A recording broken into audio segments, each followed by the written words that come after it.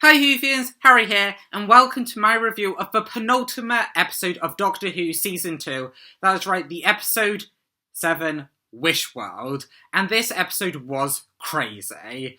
I don't know how we are going to get to the finale, how that will be set up, but yeah, this episode was crazy. But before we get into my review of it, don't forget to subscribe, also leave a like and comment down below, and let's get in to the video. So, Wishworld opens up in Boravia in 1865, and right off the back, the setting looks great. And the costumes that we get from the people in this setting looks great as well. At first, I thought when it first opened up, like I was watching the Merlin TV series, you know, that BBC series following a teenage Merlin in his hopes to help Prince Arthur become the legend we all know, King Arthur. I thought that's how it opened up at first. But of course, this is Doctor Who, and the Rani is actually there to kidnap a baby. And yeah, she is just so cruel. Like, I know a lot of people in the last episode was like, oh yeah, the Master would have killed the two people, Mike and Gary, who saved her life. And, like, well, if she was the Master, but the Rani let them go. But in this, just starting, she is, like, so cruel. Like, she kidnaps a baby, which is the god of wishes for some reason. I don't know how that a random baby is.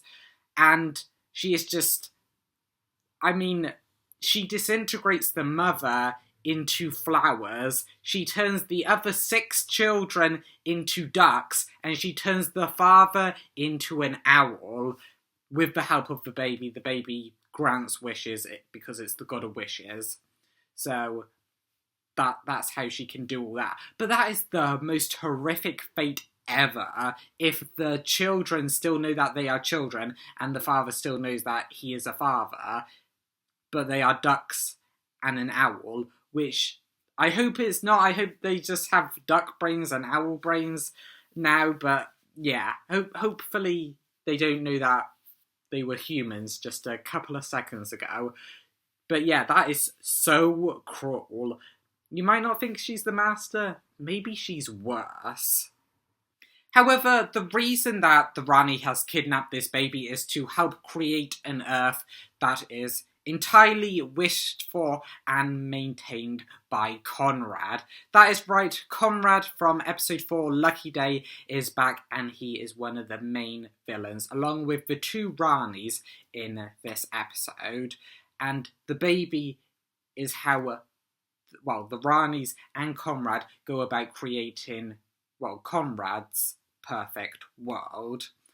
And yes, so this episode opens up after we've been in 1865, on the present day in London, where the Doctor and Belinda are living a married life together with their own baby, which is Captain Poppy from Space Babies. And this already, just from this premise, sets up such an intriguing story. And the villains are set up very quickly in this episode. Of course, we have the Rani right in the opening shot, and then Conrad is introduced almost directly after in this new Wish World Earth society that he created, and on the, like, TV, and he is, like, being broadcast throughout almost the whole day, telling a story, and he is telling the story called Doctor Who and the Deadly Wish, and he's like kind of dropping backstory of the Doctor and the Rani throughout this episode. So more hardcore Doctor Who fans will be listening to that and know what that's about, whereas casual fans can just kind of tune that out. However, the book that he is holding is like a cross between, like, it looks like a Harry Potter book, like a cross between Harry Potter and the Philosopher's Stone, or I think it's called the Sorcerer's Stone in America, and also the Deathly Hallows as well, Harry Potter and the Deathly Hallows. So it looks like a cross between there, so I don't know whether that's intentional to look like a Harry Potter book, but it's just cool either way. However, I don't know how the Doctor doesn't know that the story is about him, because Conrad literally holds up the cover to the camera And, well, the Doctor is on the cover. So I don't know how the Doctor missed that, and how friends and family that are seeing this don't point that out to him, that he is on the cover. Is he this mysterious Doctor, or Doctor Who, as Conrad keeps calling him? Yeah, I don't know how the Doctor missed that, but it's still cool just to see Conrad become this, as Ruby says later in this episode, like God, King, or Emperor figure. Because it's set up early on that when someone has doubts about this world, cups and like other items like fall and like get smashed. And this seems to like reset everyone. Like as soon as it happens, they're shocked by it, but they just sweep it up and then like get on with the day. And everyone seems to think that this is just a slip. And I thought, are they thinking that they accidentally hit the cup off the table? But later in this episode, Rogue shows up, and of course, Rogue was the Doctor's kind of love interest in the episode Rogue in season 1, and he actually shows up to the Doctor on the Doctor's TV and explains about the tables to him. And when I first heard Rogue, I thought it was Captain Jack that was on the as soon as I heard him American accent, I thought Captain Jack, but no, it was Rogue. So it really is the meme of, oh, can we have Captain Jack? No, we have Captain Jack at home. Is Rogue. Not any disses against Rogue, but yeah, just something I thought I would mention. But Rogue gives the quote, "Tables don't do that," which is the quote that was teased by Russell T Davies in this episode. Tables don't do that. So what tables don't do is that actually the cups and that fall through the table when someone has doubts. So they are monitoring the doubts through the tables, resetting people, and then going about their day. So with that out of the way, and I will talk about Rogue a bit later in this episode, the Doctor goes to work, and, well, this world seems very old-fashioned, so basically the life of humans is get married, and the men go to work whilst the women are stay-at-home housewives. And, of course, if you want that traditional life, yeah, you have that traditional life. I don't think it's right to say that what this reality is necessarily wrong with, but it's just, like, live your life how you want it. If you want to be a stay-at-home mum, you can do that. If you want to be a stay-at-home dad, you can do that. Either way, but it's just the, like, 1950s, maybe, how, like, nuclear family, I think, is what they're doing, and how it doesn't really fit in with today's society, especially with how inflation and the world is. I don't want to get into that, though, because this is just a silly Doctor Who Pokemon channel. So, of course, with it being very traditional, there is, of course, being gay is perceived as wrong, with there being a very, well, intense, back and forth between the Doctor and Colonel Ibrahim, because the Doctor is working in UNIT, but it's not UNIT, is like an insurance company, and Kate is working there, and I think it's funny how Kate is like this stern headmistress figure almost, and she's like, you're cutting it fine, and the Doctor's like, I'm 2 minutes early, and I did work late, and Kate like being like, time has no favours, or time doesn't give you favours. And it's just funny because the Doctor's a Time Lord, time machine, all of that.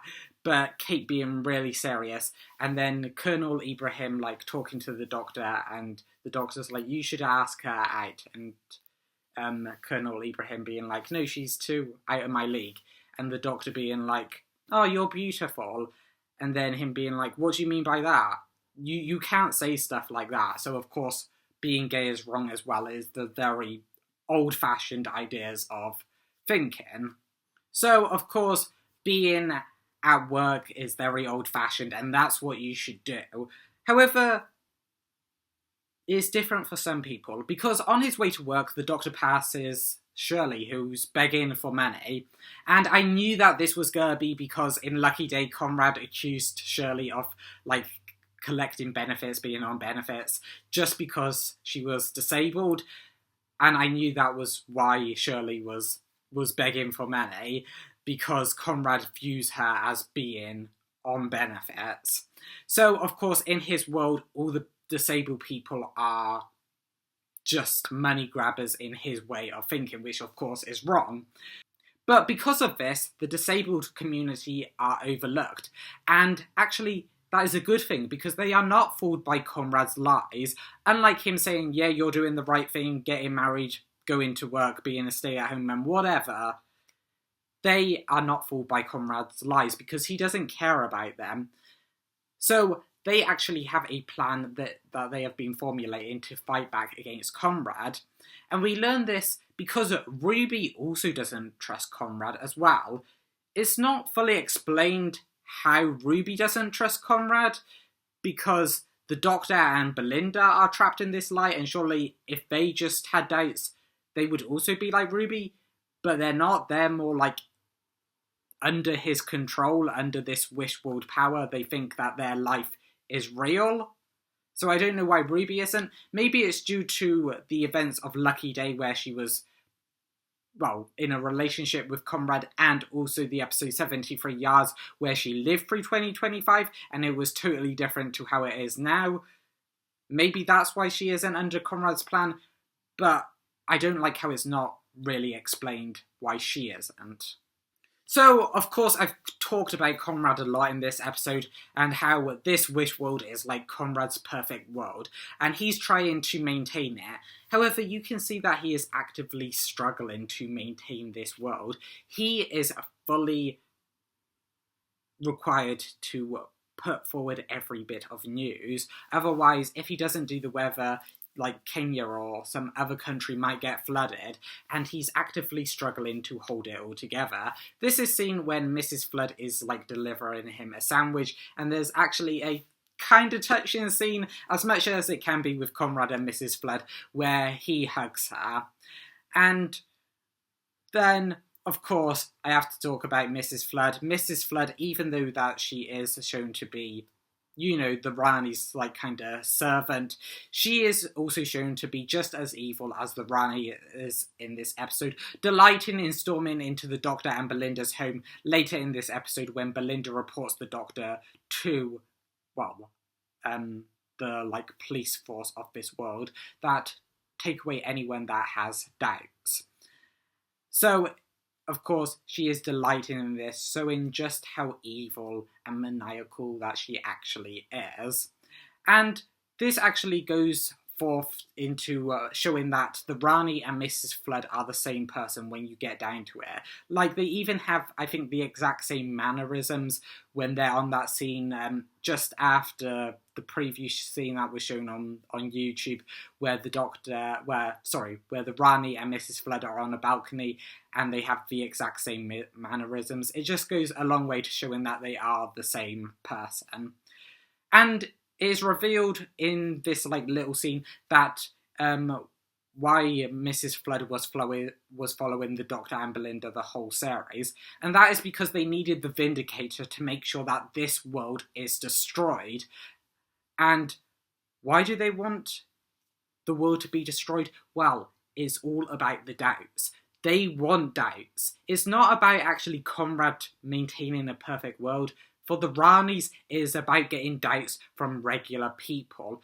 And more importantly, the Doctor, because as he's explained previously in this series, he is an evolved life form. So his doubts cast more cracks in this world.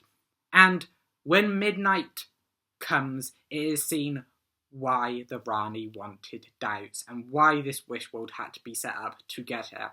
It is because the Rani wants to open up and crack apart this world, to open up the underworld, to bring up Omega. Yes, that is right, Omega returns, the one of the founding fathers of Gallifrey, along with Rassilon and the other. And he was put forward, actually, in the classic series as a god of the antimatter world. He has no physical form, I think, from the Three Doctors and the Ark in space, so I can't wait to see how he returns to this world and what the Rani's plan is with Omega. But it has to be doing with something with Time Lord society, and I can't wait to see how it is set up in the final, the Reality War. Yes, so this episode was crazy, and just a couple of things. How is Poppy in this Wish world? How is she the Doctor and Belinda's daughter?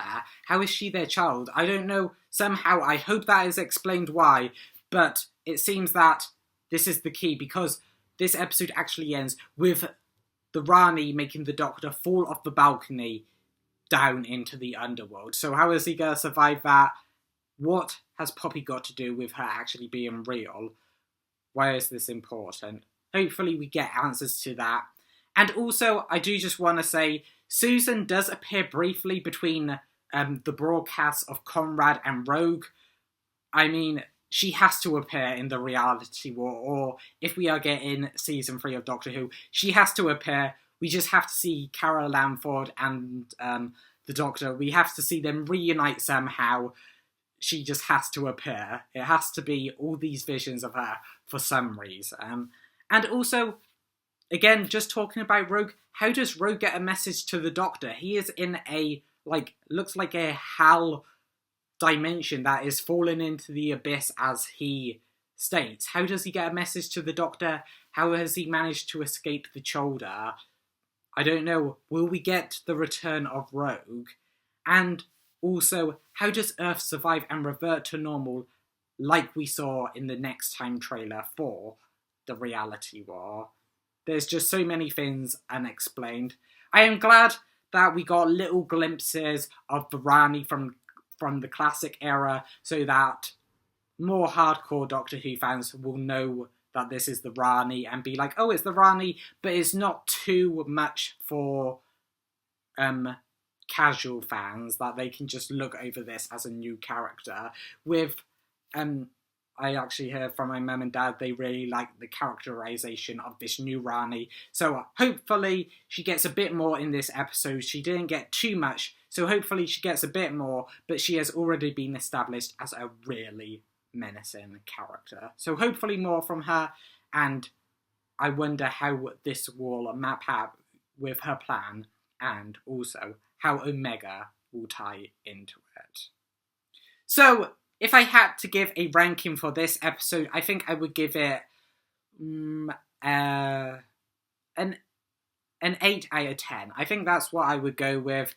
I am a bit worried about this being like a Legend of Ruby Sunday and the Reality War potentially being an Empire of Death, but I have faith that they have learned from last series finale and that it will be amazing. But that is just my thoughts. Let me know your thoughts down in the comments below. Did you like this episode? Are you excited for next week's finale? Are you seeing it in cinemas?